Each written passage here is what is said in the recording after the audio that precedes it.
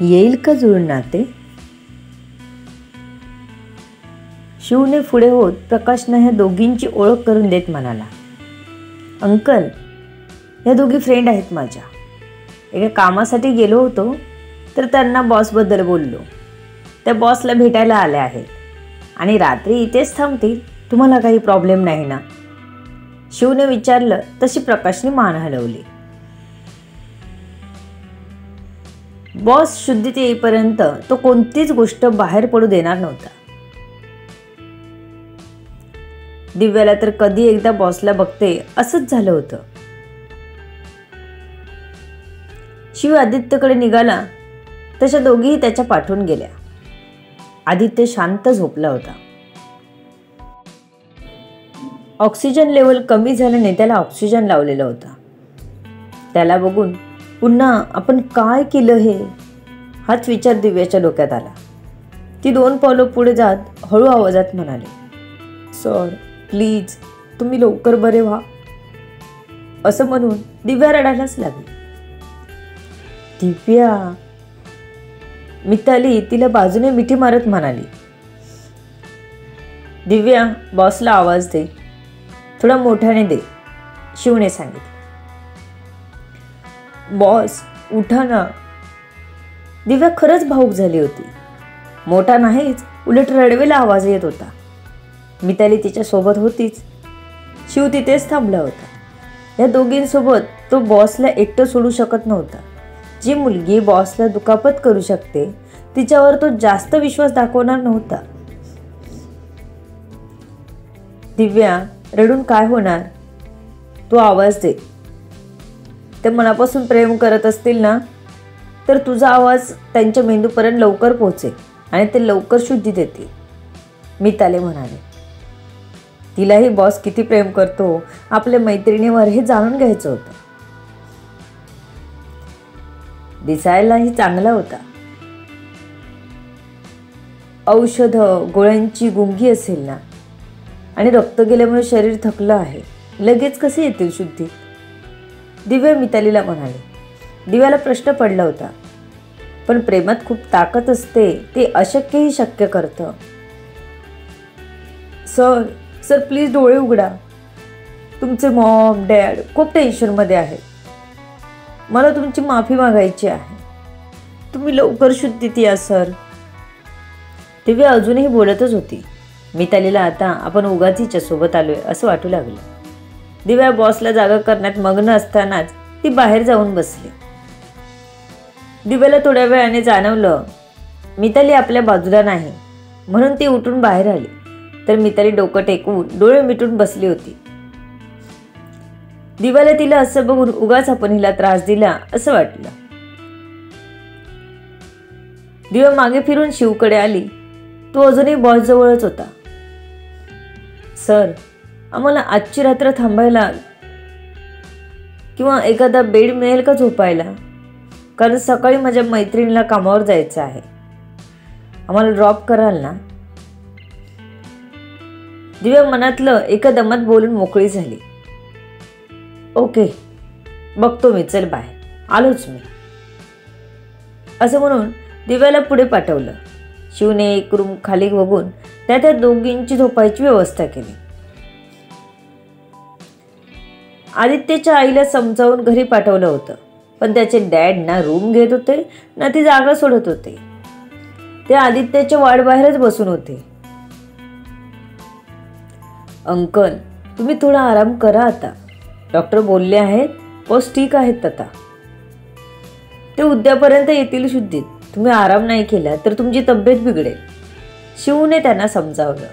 तसे ते उठून एका रूममध्ये आरामासाठी गेले. शिव दिव्या आणि मितालीकडे आला. तुम्ही दोघी फर्स्ट फ्लोअरवर जाऊन त्या रूममध्ये झोपू शकता. ही चावी घ्या. कंपनीचं कार्ड दे. त्याने काही लागलं तर ह्यावर कॉल करा, हा कंपनीचा नंबर आहे, माझ्याकडेच असतो हे सांगितलं. तो पुन्हा आदित्यकडे आला तर त्याची किंचित हालचाल जाणवली. खरंच प्रेमात इतकी ताकद असते? उद्यापर्यंत शुद्धीत येणारा माणूस फक्त तिच्या आवाजाने सगळे बंद पाश तोडून डोळे उघडत होता.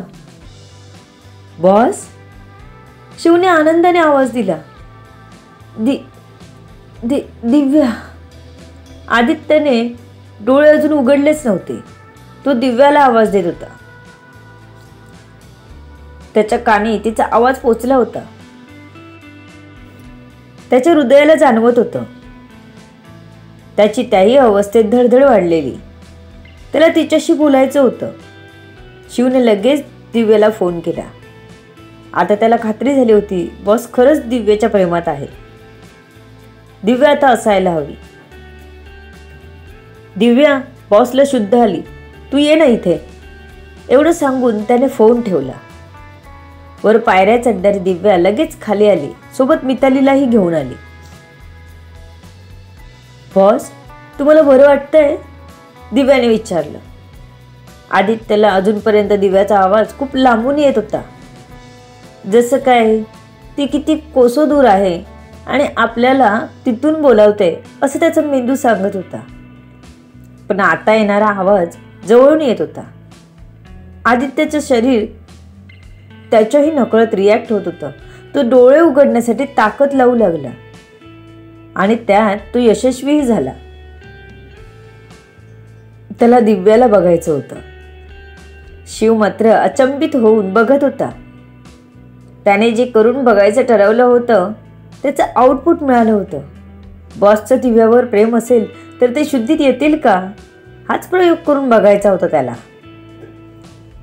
आपल्या बॉसला चांगलं बघून त्याला बरं वाटलं. आपण दिव्याला काही केलं नाही ह्यासाठी तिने स्वतःलाच शाबासकी दिली. त्याचा बॉस छुपा रुस्तम निकला, ज्याने त्याचं प्रेम कधीच नाही जाणवू दिलं. आदित्यने डोळे उघडले. समोर दिव्याला बघून आपण स्वप्नात आहोत असंच वाटलं त्याला. तो पुन्हा पुन्हा डोळ्यांची उघडझाप करत होता.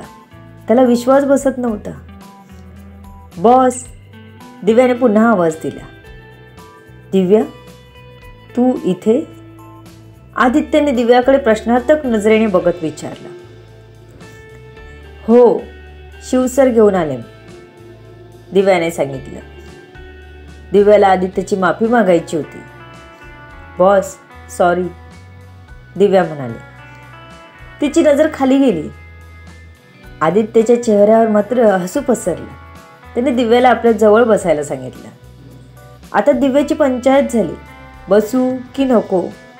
ती एकदा मितालीकडे आणि एकदा शिवकडे बघत होती. मितालीने नजर दुसरीकडे वळवली. शिवही काही बोलला नाही. नको बॉस, मी तेच बसते. तिथल्या खुर्चीत बसून घेत दिव्या म्हणाली. बॉसच्या बाजूला बसायचं म्हणजे वेळ लागायची पाळी आलेली तिला. बॉस काहीही काय सांगतात.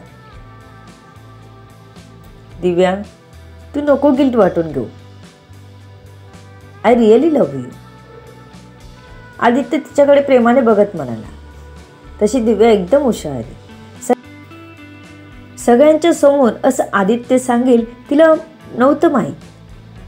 पण खरंच या सर्वात नव्हतं पडायचं तिला. तिला नकोच होतं प्रेम. जे प्रेम तिने केलं होतं ते निस्वार्थ होतं, पण त्या बदल्यात तिला खूप दुःख सहन करावं लागलं होतं. आत्ताशी कुठे ती जगायला शिकली होती. पुन्हा त्या प्रेमाच्या डोहात बुडायचं नव्हतं, कारण ह्यावेळी ती सावरली नसती. बॉस, प्लीज तुम्ही असं नका बोलू, कारण मला आता खरंच कोणाशीच नातं नको आहे. तुम्हाला बरं वाटलं ना, मग मी खूप दडपणातून मोकळी झाली आहे. शिवसर म्हणाले तेव्हा हाच एक विचार करून आले इथे. मी तुमच्यावर प्रेम करत नाही. मी जॉब सोडेन, दिव्या बोलली आणि मितालीला घेऊन वरती फर्स्ट फ्लोअरला निघून गेली. बॉस, तुम्ही ठीक आहात? शिवने विचारला. हो ठीक आहे. दिव्या कुठे गेली बघशील? आदित्यने विचारलं. सर, त्यांच्यासाठी मी रूम घेतली आहे फर्स्ट फ्लोअरवर. ते दोघी तिथेच थांबतील आजची रात्र, शिवने सांगितलं. तशी आदित्यने मान हलवली. प्रेमात पडला आहेस कधी? आदित्यचा अनपेक्षित प्रश्न ऐकून शिव गडबडला. त्याला काय उत्तर द्यायचं कळलंच नाही. अरे, प्रेमात पडला आहेस का कधी? आदित्यने पुन्हा विचारलं. नाही, लहान असताना एक मुलगी आवडायची, पण मी काहीच बोललो नाही तिला, शिव बोलला. कसं मनवतात मुलींना तुला काही माहीत आहे का? कारण गुगलवर शोधून मी खूप गिफ्ट पाठवले तिला, पण काहीच उपयोग झाला नाही. ती जॉब सोडायचं म्हणते. तू काहीही करून ती माझ्याजवळ राहील याची व्यवस्था कर. आदित्य शिवला म्हणाला. त्याला तिला दूर जाऊ द्यायचं नव्हतं. सर, पण त्या ऐकतील असं वाटत नाही, शिव म्हणाला. काहीही करून थांबव तिला, नाहीतर आपल्या दुसऱ्या ब्रांचला पाठव, पण माझ्या नजरेसमोरच असली पाहिजे ती, आदित्य म्हणाला. प्रेम काय चीज असते ते हळूहळू त्याला उमजू लागलं होतं. तिच्यापासून दूर जाणं नको वाटू लागलेलं. ती मात्र स्वतःला लांब ठेवत होती किंवा मग त्याच्या प्रेमाला हिरवा सिग्नल द्यायला घाबरत होती. सध्याची मनस्थिती तिची वेगळीच होती. ती प्रेमाच्या वाटेला जायलाच घाबरत होती. सर, तिला काही पनिशमेंट ती देऊन आपण तिला इथे थांबवू शकतो, शिव म्हणाला. पनिशमेंट द्यायची असते का? प्रेमात पडलं की सगळं माफ नसतं का? तिला एक गुन्हा माफ, आदित्य शिवकडे बघत म्हणाला.